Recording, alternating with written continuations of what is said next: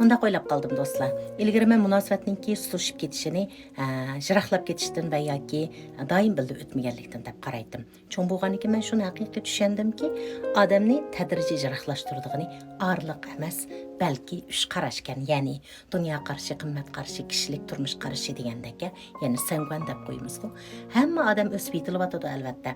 Biz maktabdan xizmat maydoniga, bir xizmatdan yana bir xizmatga, hatto bir joydan yana bir joyga, bir zimindan boshqa bir ziminga, ya'ni dunyoga yuzinimizda. O'sib yetilish yo'lida biz yangi shaylarni o'zliksiz qabul qilib, ko'n qarashlarni o'zliksiz cho'rib tashlaydi ekanmiz.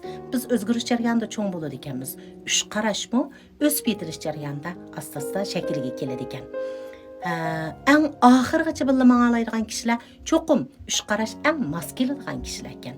Uch qarashga o'xshash bo'lmagan odam ilgari haqancha yaxshi bo'lsa-mu, hamon yana bir-birini tushunmaydigan holga tushib qoladigan gap ekan.